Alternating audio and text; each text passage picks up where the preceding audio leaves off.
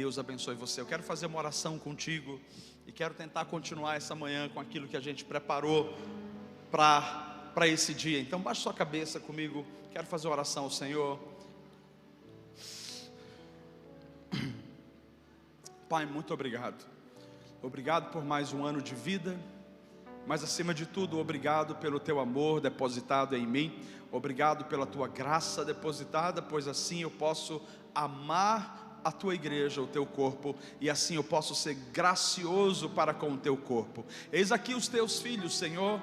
Eis aqui aqueles que o Senhor escolheu antes da fundação do mundo. Eis aqui aqueles que o Senhor elegeu, Pai, na tua onisciência, porque o Senhor, sabendo de tudo, olhou para cada um que está nesse lugar e disse: vale a pena entregar o meu filho por eles. E assim o Senhor fez, entregando Jesus por cada um desses que estão aqui. E é por esses que hoje eu oro, é por esse que hoje, Senhor, também me levanto aqui diante dessa reunião, desse culto, pedindo uma coisa ao Senhor: batize-os todos com o teu amor e batize-os todos com a tua graça. Senhor, torne-nos cada vez mais parecidos contigo. Eu oro que os nossos corações sejam segundo o coração de Deus. Eu oro, Senhor, que sejamos apaixonados por ti. Eu oro, Senhor, que venhamos a conhecer o Pai como Jesus conhece o Pai, que venhamos a nos relacionar com o Pai como Jesus se relaciona com o Pai. Deus, hoje, onde houver um laço que quebra pessoas, que oprime, Deus, que escraviza, eu digo: o amor de Deus sobre ti rompe todo e qualquer laço e prisão e libera você para uma vida verdadeiramente abundante. Eu declaro, Senhor, também sobre essa igreja, que há uma unção de paternidade sobre cada um que está aqui, sobre cada pastor, sobre cada líder, Senhor, sobre cada pessoa. E onde nós formos, onde estendermos as nossas tendas, onde pisarmos a planta do nosso pé, nós veremos pessoas sendo restauradas e acolhidas à família. Nós veremos pessoas sendo tocadas e ministradas ao corpo, em nome de Jesus. Amém, amém. Você pode dar um aplauso a Jesus hoje? Glória a Deus.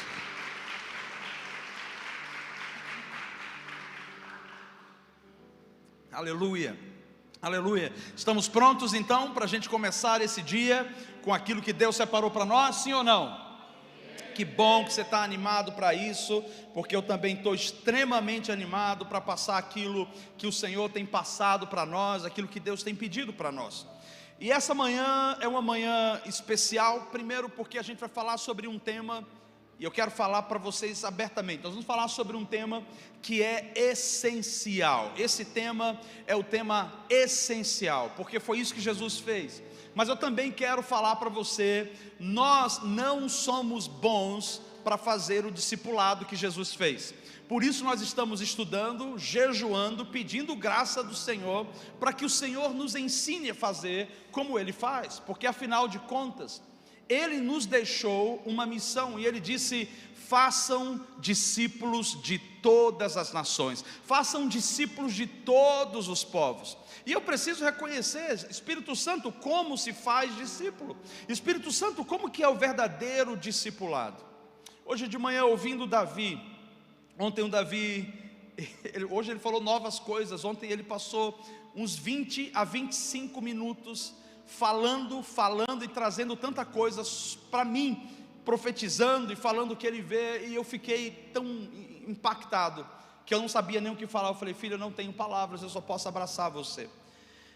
E vendo os meus filhos, eu posso dizer para você que a melhor maneira e a maneira mais eficiente de se fazer discípulo não é em cima de um púlpito.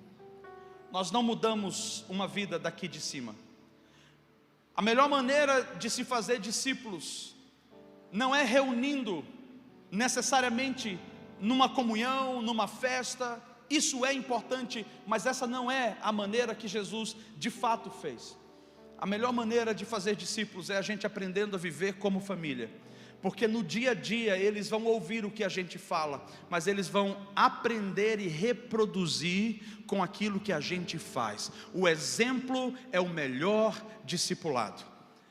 O exemplo de não bater na mãe, o exemplo do pai não bater na mãe, do pai não gritar com a esposa, o exemplo do pai ser um provedor em casa, o exemplo do pai amar e ser apaixonado pela sua esposa é muito maior do que o pai chegar e dizer para o filho: ame a sua casa, cuide da sua casa, seja responsável. As nossas palavras são importantes, mas o nosso exemplo é fundamental e ele é decisivo na nossa jornada.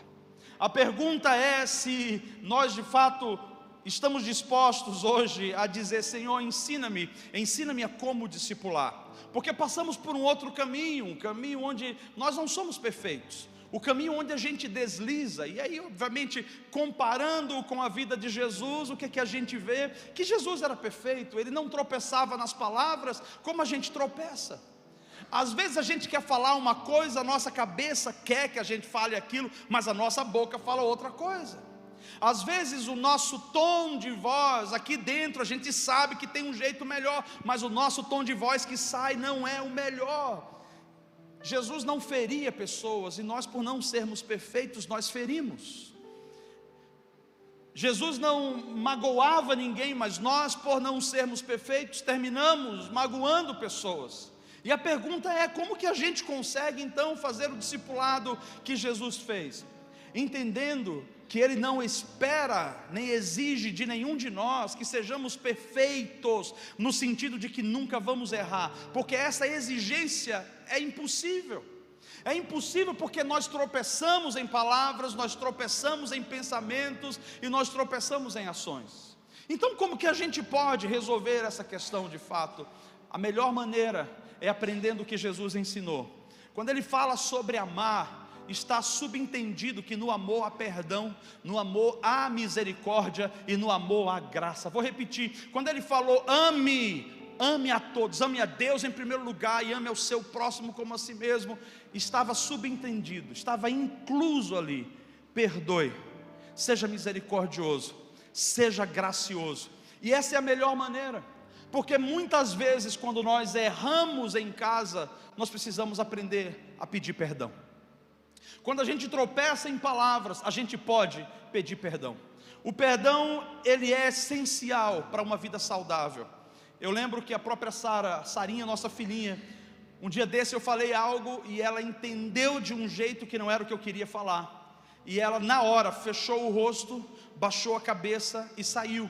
E a Anne pegou ela chorando no canto. E eu perguntei: o que aconteceu com a Sara? Ela disse: você falou determinada coisa para ela, que acessou a alma dela e a feriu. E eu falei: meu Deus, o que eu falei? Porque eu nem sabia o que eu tinha falado. Às vezes a gente fala e nem sabe que falou e nem lembra que falou. E de repente a Sara falou o que eu falei. Eu falei: filha, eu não quis dizer isso. Ela: você disse. E quando ela disse você disse, estava determinado dentro dela. Ela ouviu da minha boca, mesmo que não fosse a minha intenção, mesmo que não fosse a minha motivação, ela ouviu da minha boca. A única coisa que um pai pode fazer é pedir perdão. E quando eu disse: filha, não foi a minha intenção, mas saiu da minha boca e eu te peço perdão, e eu quero te dizer, aí eu disse o contrário para ela. Eu vou repetir de novo: filha, me perdoe. E aí eu disse o contrário. Sabe o que é que eu fiz? Eu interrompi o ciclo da dor, eu interrompi o ciclo da maldição, eu interrompi o ciclo da separação, do relacionamento, e eu trouxe a minha filha de volta para estar comigo. Deixa eu dizer para você, a melhor maneira de vivermos um discipulado verdadeiro é olhando para Jesus. Ele é o melhor para nos ensinar sobre isso. E nós vamos debruçar nesses dias, nesse mês, quem sabe 2 meses será essa série. Nós vamos nos debruçar porque tem tanta coisa maravilhosa que nós precisamos aprender com Jesus, que é importante que hoje a gente comece aprendendo algumas lições.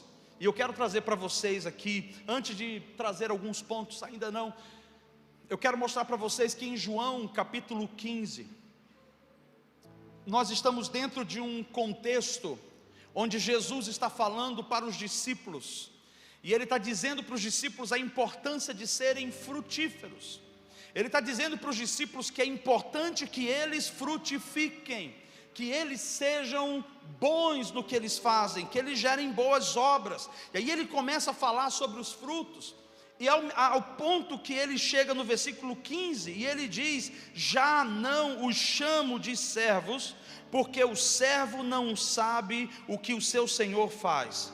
Em vez disso, eu os tenho chamado amigos, porque tudo o que ouvi de meu Pai, eu tornei conhecido a vocês.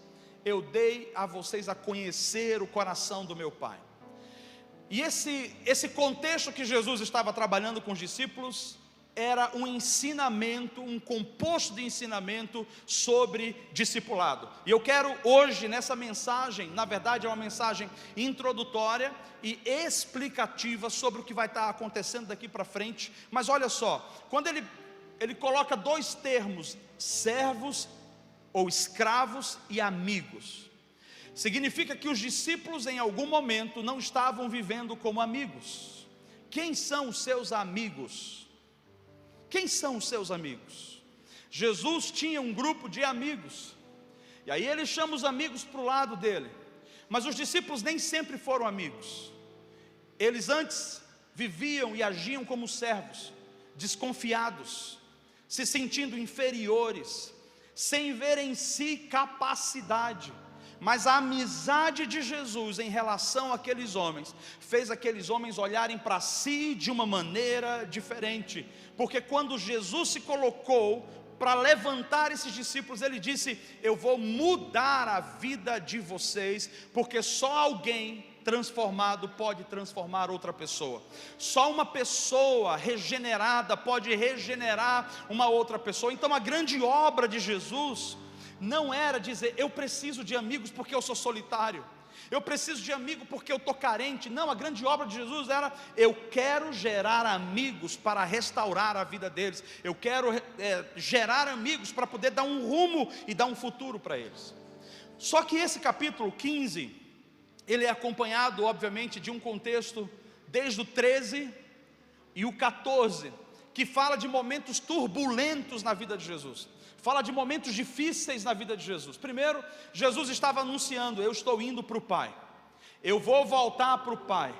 E ele estava dizendo: eu vou morrer, e essa morte será uma morte sofrida, uma morte de cruz, eu vou me entregar por vocês. Jesus também estava dizendo para os discípulos: virão dias difíceis para vocês, virão dias de perseguição, virão dias onde pessoas vão acusar vocês, virão dias onde vocês não terão tudo que vocês gostariam de ter. E aí os discípulos ficam atormentados, e no capítulo 14, Jesus começa a dizer para eles, no versículo 1: não se turbe o vosso coração, creiam em Deus, creiam também em mim. O ambiente era tenso, o ambiente era instável, o ambiente era de perseguição, o ambiente para eles era de incerteza. Então, ao mesmo tempo que Jesus revelava a realidade, Jesus também confortava o coração dos discípulos. E eu digo para você que o capítulo 15, que fala sobre ser frutífero, ele aponta que não tem como frutificarmos, como sermos frutíferos, se não compartilharmos dos momentos de tribulações. Preparar um churrasco na minha casa e chamar todo mundo, dizer: está aberto, todo mundo pode vir. Eu vou dizer para você: vai vir amigo, inimigo, quem gosta, quem não gosta. Por quê? Porque o churrasco é atrativo. Enquanto eu tenho algo que eu posso oferecer, as pessoas vão estar do meu lado dizendo: estamos juntos. E elas vão entrar na minha casa, e elas vão saborear a minha comida. Mas os amigos não são aqueles que estão comigo no tempo de festa. O tempo de festa é fácil, até eu vou na casa de alguém se tiver um churrasquinho. Mas Jesus estava dizendo para eles: vocês são meus amigos, não porque vocês vão participar da glória, vocês são meus amigos porque vocês aceitaram as tribulações da caminhada cristã. E eu não estou falando de opressão maligna, eu não estou falando de briga com o diabo, eu estou falando das tribulações da vida cristã, de negar a si mesmo, de negar o seu próprio eu, a sua própria vontade, as tribulações de dizer não ao pecado, de dizer não àquele vício, de dizer não a coisas que você sabe que fere o coração de Deus. E esses discípulos tiveram que passar por isso, para então se tornarem frutíferos. E hoje eu gostaria de mostrar para vocês, exemplificar em alguns pontos, como nós podemos de fato ser frutíferos como discípulos.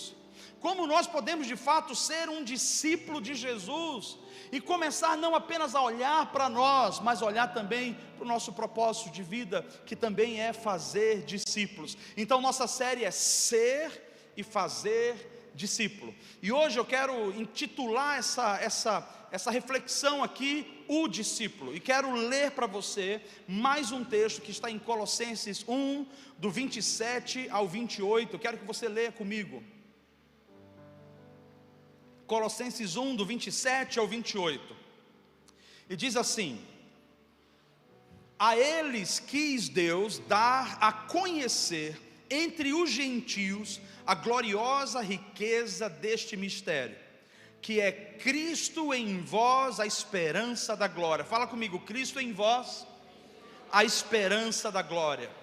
Sabe o que significa isso? Um discípulo tem certeza que um dia ele estará na eternidade com Deus. Um discípulo tem convicção: eu posso passar por dificuldade hoje aqui, mas um dia eu reinarei na eternidade com Deus. Um discípulo pode passar privações aqui, mas ele sabe: Cristo em mim é a esperança da glória. Um dia eu e você não estaremos mais diante de situações de choro, ou de sofrimento, ou de perda, porque nós estaremos na glória, e essa é a nossa esperança. Nós somos discípulos, por quê? Porque Cristo está em nós. Deixa eu continuar lendo, deu ponto seguido agora. Nós o proclamamos, advertindo e ensinando a cada um com toda a sabedoria, a fim de que apresentemos o quê? Todo homem perfeito em Cristo. O que é que o apóstolo Paulo estava dizendo? Que a nossa missão como líderes, como membros, discípulos, crentes, cristãos, a nossa missão é apresentar todo homem perfeito em Cristo. Isso é, todo homem completo, todo homem preparado, todo homem bem habilitado. Deixa eu dizer para você: o céu não é lugar de homens pela metade, o céu é lugar de homens perfeitos, o céu é lugar de homens completos, o céu é lugar de homens inteiros. E sabe quem são esses homens? Os discípulos, aqueles que andam com Jesus, aqueles que recebem dele, aqueles que vivem a vida dele. E por isso eu quero mostrar para você alguns pontos fundamentais e cruciais sobre o discípulo, ou a vida do discípulo. Vamos lá, primeiro ponto para mim: gerar o caráter de Cristo na vida do discípulo. Essa é a principal obra do Espírito Santo.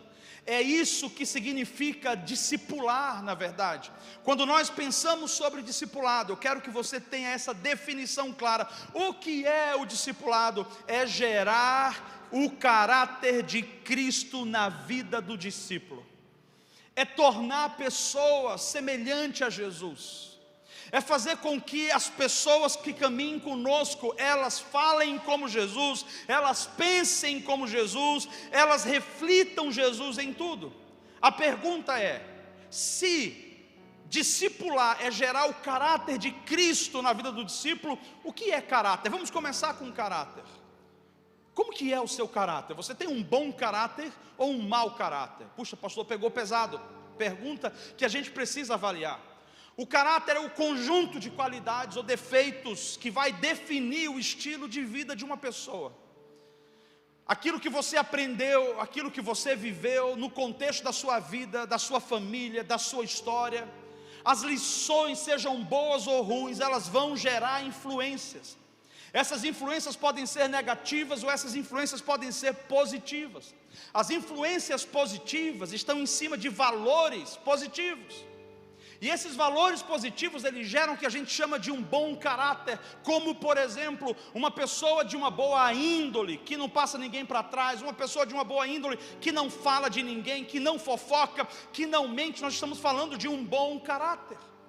Uma pessoa que a gente pode confiar a nossa casa e a nossa família. Tem alguém que você pode confiar a sua casa e a sua família? Tem alguém que você diz: não, essa pessoa tem um excelente caráter, eu posso dar a conta bancária na mão dela com a senha. Você consegue fazer isso? O bom caráter é o que o Espírito Santo deseja gerar em nós, mas não apenas o bom caráter à luz do que a humanidade fala, mas o bom caráter de Cristo. Então o que é o caráter? O caráter são as qualidades ou os defeitos que são gerados em nós e que geram um perfil de comportamento. Pessoas que falam pelas costas, por exemplo, você conta um segredo, ela conta para outro, isso é um mau caráter, porque ela está traindo a sua confiança, e às vezes a gente vai falando, e é tão normal. Por que é normal? Porque a gente aprendeu lá atrás que isso era normal.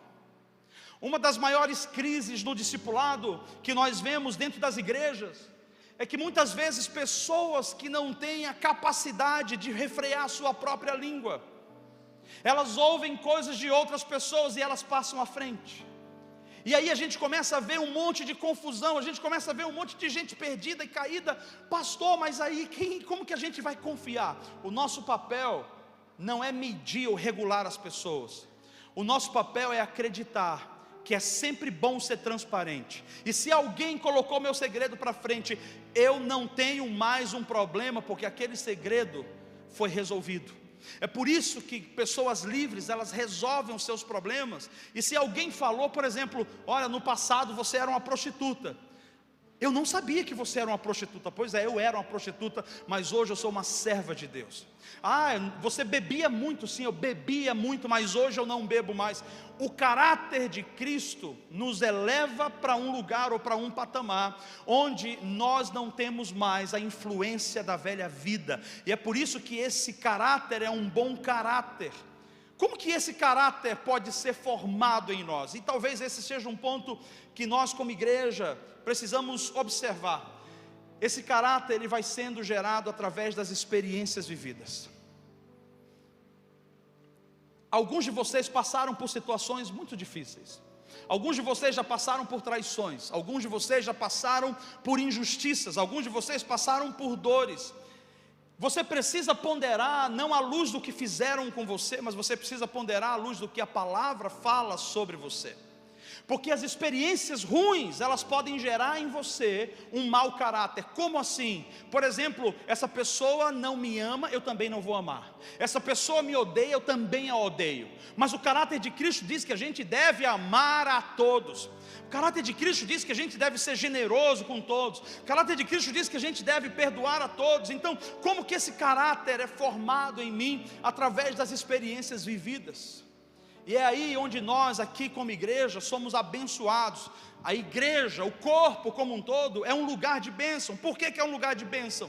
Porque é nesse lugar aqui que a gente compartilha, é nesse lugar aqui que a gente abre o coração, é nesse lugar que a gente é ferido, mas é nesse lugar que também a gente é curado, é nesse lugar que a gente cai, mas também é nesse lugar que a gente se levanta. Como é formado o caráter? Através das experiências. Então, ao invés de você querer ir para o mundo e ter qualquer experiência, ao invés de você querer viver isolado e viver as suas experiências negativas, junte-se no corpo e compartilhe a palavra. Não compartilhe o que você acha, compartilhe o que a Bíblia diz. Não compartilhe o que você pensa, compartilhe o que Deus está falando. Se o nosso caráter é formado através de experiências, nós precisamos buscar experiências com Deus, nós precisamos buscar experiências com pessoas que vivem Deus, com pessoas que amam a Deus, com pessoas que podem ser boa influência para nós.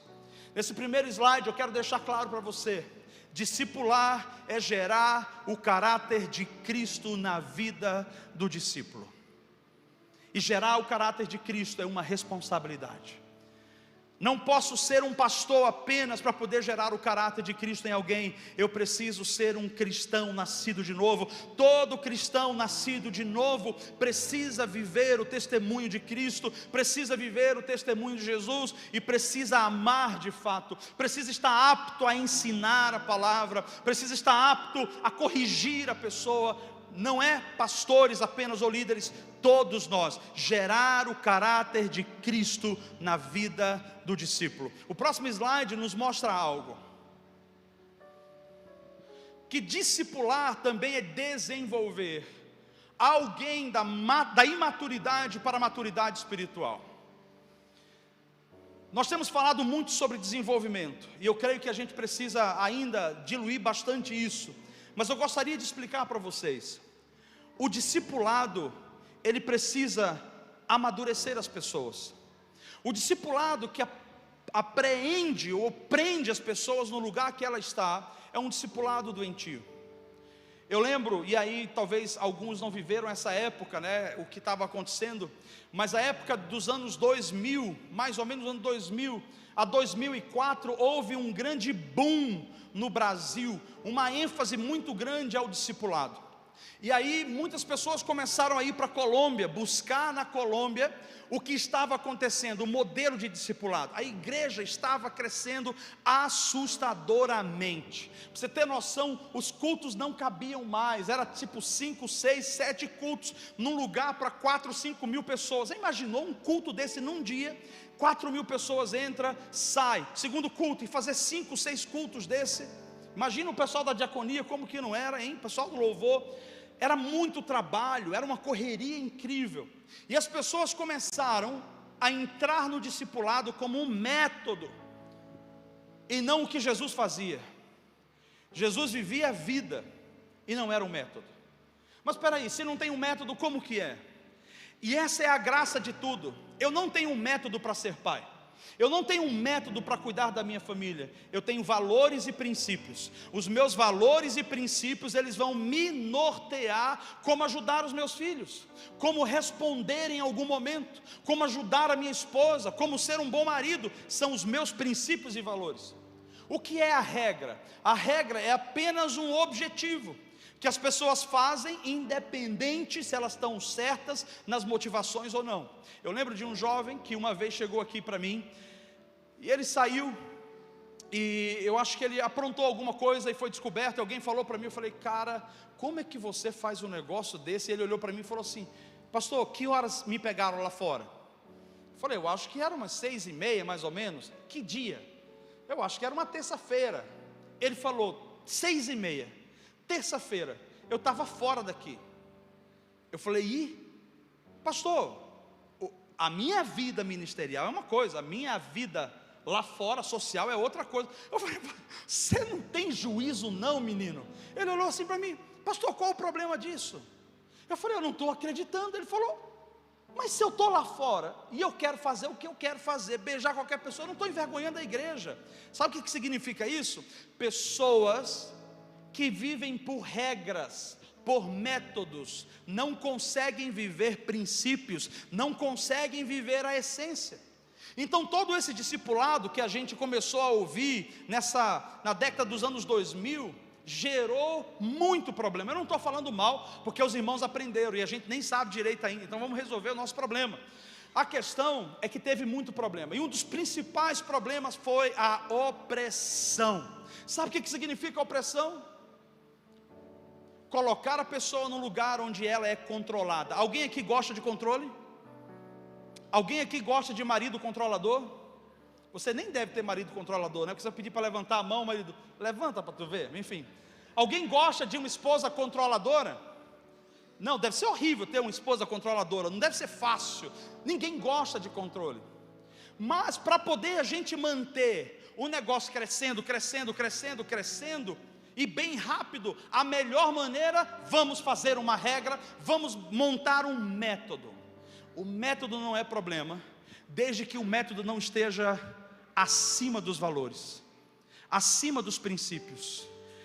E esse mover que a gente começou a ver, mover celular, que cresceu falando sobre discipulado, as pessoas primeiro, elas eram imaturas, as pessoas eram inconsistentes, e elas não tinham uma experiência profunda e verdadeira com Jesus. Por isso que nós precisamos entender que discipular é tirar alguém da imaturidade e levar essa pessoa para a maturidade espiritual.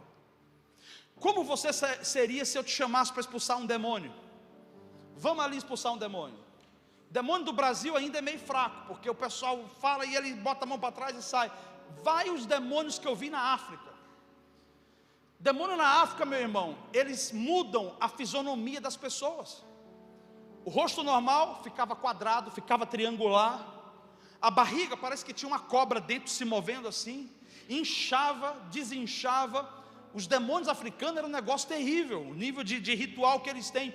Como você faria se você fosse convidado a expulsar um demônio? Misericórdia, pastor. Vou levar uma outra pessoa comigo, pastor, leva o óleo ungido ou o óleo quente, faz alguma coisa aí. Sabe por quê?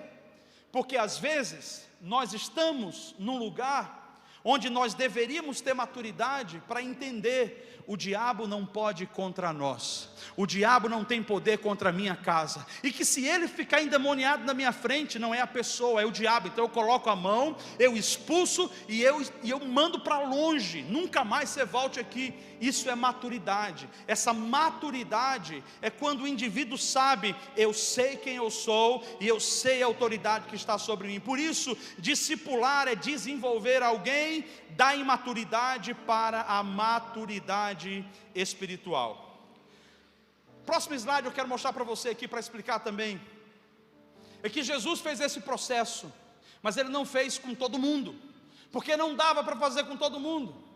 Porque se o discipulado exige de nós essa aproximação orgânica, esse tempo junto, nós precisamos ter um pouquinho de maturidade para entender que o indivíduo só não tem como alcançar a todos. Por isso Jesus investiu em 12 discípulos. O número 12 para mim é o que Ele escolheu, é o que Ele conseguia. Eu acho que eu não dou conta de fazer 12, vem aqui 12 do meu lado, para eu dar conta todo dia, é muito difícil. Mas nós precisamos chegar num acordo, nós precisamos entender o seguinte: independente do número, nós fomos chamados a fazer discípulos. Se Jesus gerou e investiu em 12 discípulos, significa que gerar e investir é a chave do verdadeiro discipulado. E daí um problema que aconteceu também na minha época, na época que eu era missionário da Jocum, a gente tinha, meu Deus do céu, pensa num cara que fazia impactos evangelísticos. Eu saía para as ruas e eu levava um grupo comigo. Sandra, você chegou a fazer alguma viagem na época lá para Parintins? A gente levava um barco. Na época a gente estava com uma parceria com os Estados Unidos, então a gente pegava 100 mil garrafas de água e a gente colocava na rua, e o povo que vai no boi bumbá, fazendo festejo lá, saía, pessoas nuas na rua, você não tem noção. Pessoas tendo relações sexuais na rua, ao vivo e a cores, que você que é crente tem que passar assim. O que está acontecendo é o nível de Sodoma e Gomorra, que é aquele festival. E essa galera ia todo mundo junto, e a gente se distribuía ali naquele meio e começava a evangelizar. Um dia eu comecei a me sentir mal com aquele tipo de evangelismo. Então não é que o evangelismo é ruim, é que eu era um missionário. E eu fazia parte de uma base missionária, e na base missionária nós não éramos igreja. Se não éramos igreja, nós não tínhamos como cuidar, nós não tínhamos como discipular. Então era assim, vem aqui, recebe Jesus, falava, a pessoa ia embora. E o que aconteceu? Eu gerei, mas eu não investi. Sabe o que significa isso? Pais que geram filhos, e filhos que ficam órfãos, ou são renegados ou rejeitados, vivem como órfãos, saindo pela vida. Sabe por quê? Porque eu apenas gerei. Então nós queremos chegar ao consenso de que Jesus não estava preocupado apenas em gerar, mas Ele estava preocupado muito mais em discipular. Isso é, vamos preparar as mães para dar à luz, vamos preparar agora os pais para aprenderem a lidar com a criança, vamos preparar as parteiras para pegar esse momento de trazer essa criança para a vida. Esse processo é o processo que Jesus fez, o processo de gerar e investir. Então, se nós não aprendermos a gerar e a investir, nós não vamos conseguir entender o verdadeiro discipulado de Jesus. Qual é o verdadeiro ou o grande impedimento nisso? É que a maioria de nós não nos sentimos preparados para gerar. A maioria de nós não nos sentimos preparados para investir. A minha pergunta é: por que você não pode gerar? Por que você não consegue gerar? Nós só não geramos quando somos criancinhas.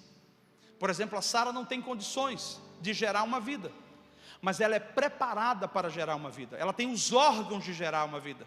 Um dia ela vai crescer e ela vai poder gerar uma vida. O Dani pode gerar uma vida, mas ele ainda não tem idade, ele só tem 17 anos de idade, não é isso, filho? Então, se ele chegar a gerar uma vida, ele vai fazer isso de maneira inconsequente, ele não vai ter condições de cuidar daquela vida.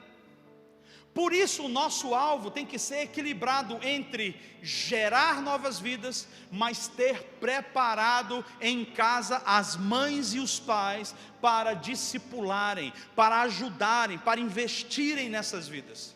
Senão daqui a pouco a gente vai ter um monte de filhos sem pai. E eu não sei se você sabe, o Brasil hoje, 30% da população brasileira não conhece o pai, ou não tem o nome do pai no registro de nascimento. Então você pode gerar, se você for amadurecido. E esse é o nosso propósito, esse é o nosso papel com você, fazer o que Jesus fez com os discípulos, fazer o que Jesus fez com os amigos dele, ajudar você a amadurecer, ajudar você a crescer nas suas habilidades e capacidades. Eu tenho mais um, já passou para o outro, tá bom, vamos lá. O discipulado saudável, ele vai gerar o que a gente chama vida e desenvolvimento. Eu quero falar sobre vida aqui rapidinho.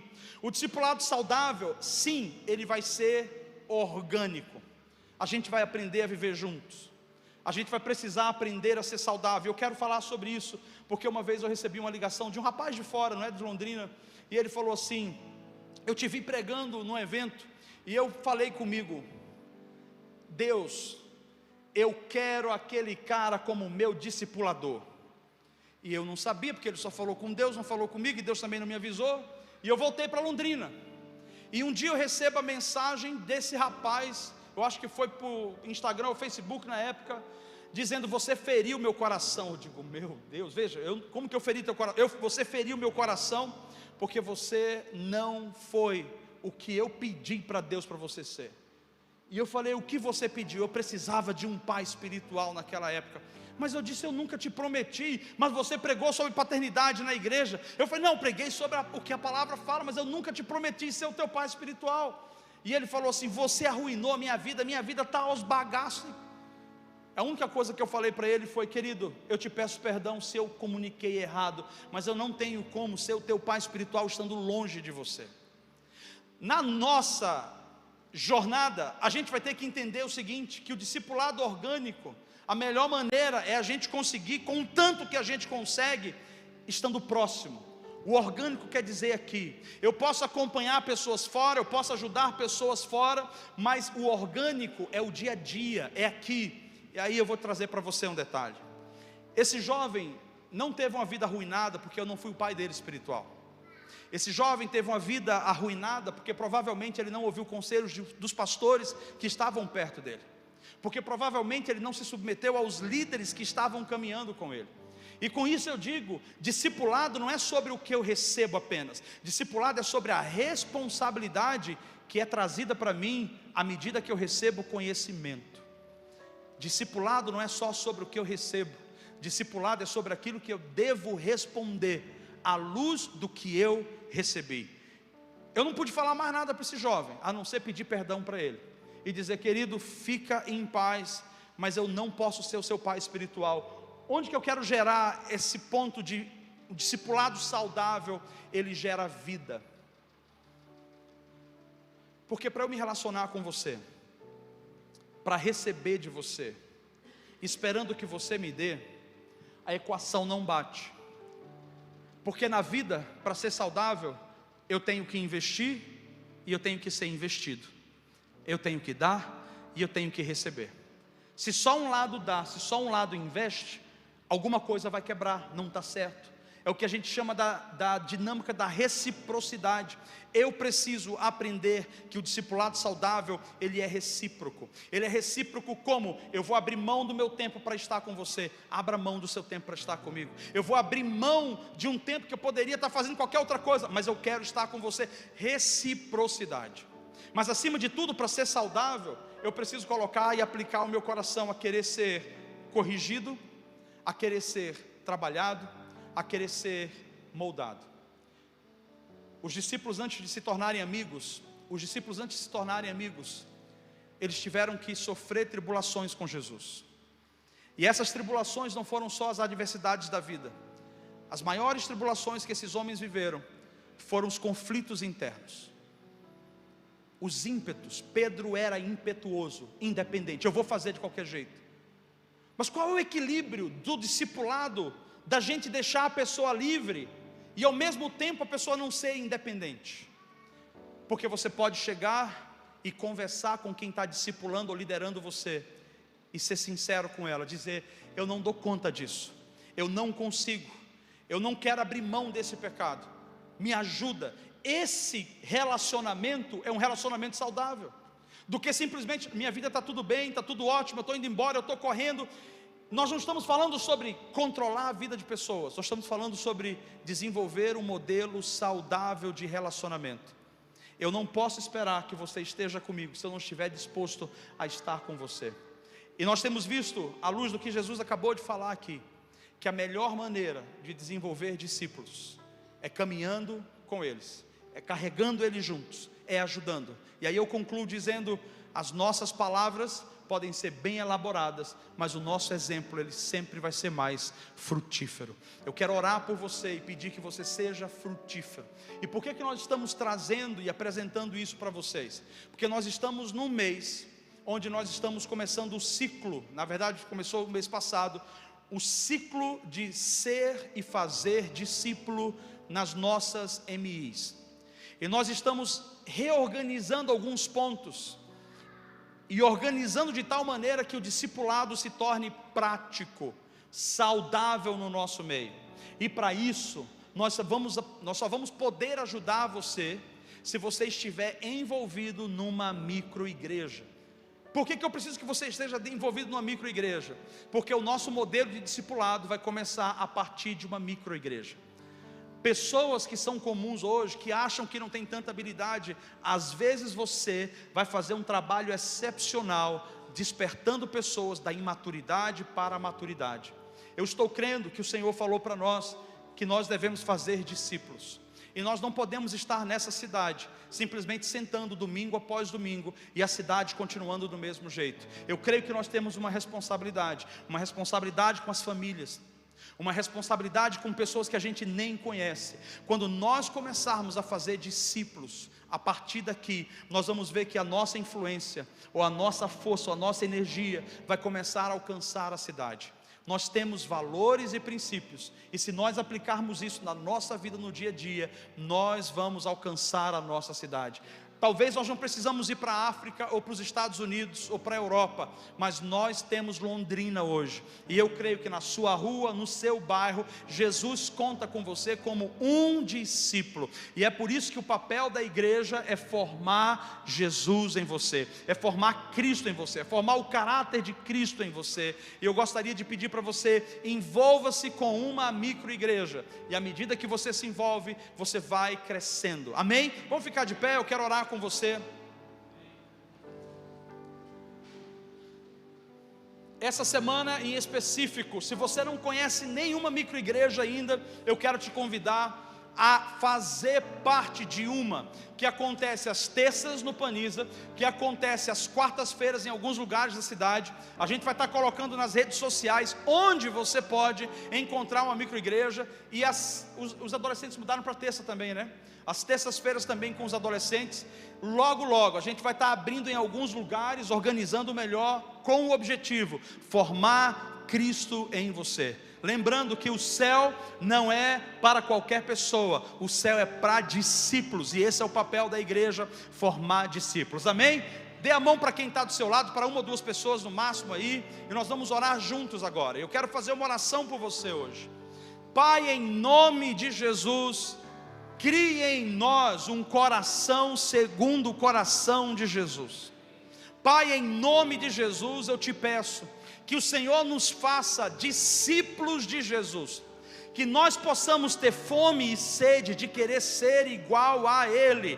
Eu oro agora em nome de Jesus, que o Senhor nos ajude como igreja, a ser uma igreja que de fato cuida, de fato desenvolve, de fato nutre, Senhor, a ponto de termos cristãos saudáveis, cristãos maduros no nosso meio. Eu oro em nome de Jesus, que os processos de Deus nos amadureçam. Eu oro que os processos de Deus, que às vezes nos levam por caminhos de adversidade, adversidades e dificuldades, também nos leve para aquele lugar onde Jesus vai nos chamar de amigos. Que cada um aqui seja conhecido como amigo de Deus, amigo de Jesus. Que o Senhor pode confiar os teus tesouros, que o Senhor pode confiar o teu espírito, que o Senhor pode confiar pessoas. Nos torne de fato amigos de Deus. E eu finalizo dizendo: Senhor, nos dê o caráter de Cristo. Esse é o mais importante, Deus, porque nós não queremos ser cristãos que falam uma coisa e faz outra. Nos ajude nas nossas fraquezas, nos ajude nos nossos tropeços, nos dê o caráter de Cristo. Meu irmão, se você deseja isso, apresente uma das áreas da sua vida, ou algumas áreas que você sabe que precisa ser imprimida o caráter de Cristo. Peça a Deus: Deus, muda essa área. Talvez seja a área moral, a instabilidade emocional, talvez seja o teu ímpeto, o teu ânimo, talvez seja o teu orgulho, o coração duro, talvez seja a soberba, talvez seja a passividade, talvez seja a preguiça, talvez seja, sei lá, o esfriamento espiritual. Pede ao Senhor agora, diz: Senhor, essa área aqui, vem, batiza com teu fogo, me faz parecido com Jesus. É isso que nós queremos.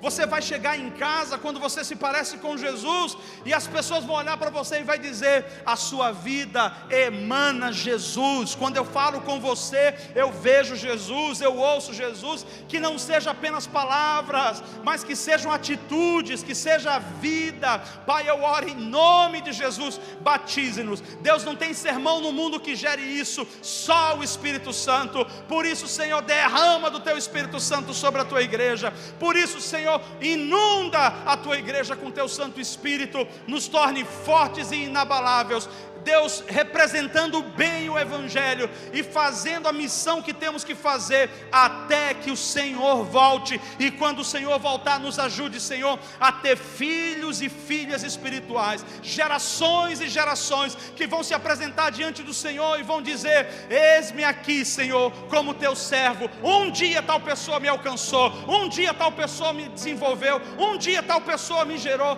Deus, homens e mulheres com ventres espirituais férteis aqui, homens e mulheres com ventre espiritual férteis aqui. Deus, que essas pessoas tenham a palavra sempre certa, palavra de esperança, mas que elas tenham habilidade para corrigir, para instruir, para alinhar. Deus, em nome de Jesus, na nossa casa começa uma obra grandiosa, onde os maridos serão maridos segundo o coração de Deus, onde as esposas serão esposas segundo o coração de Deus, e onde os filhos serão filhos segundo o coração de Deus. É isso que nós queremos, e consagramos a nossa casa e a nossa vida e a nossa igreja em nome de Jesus. Uma semana de vitória, vai com Deus e até a próxima. Tchau, tchau, tchau.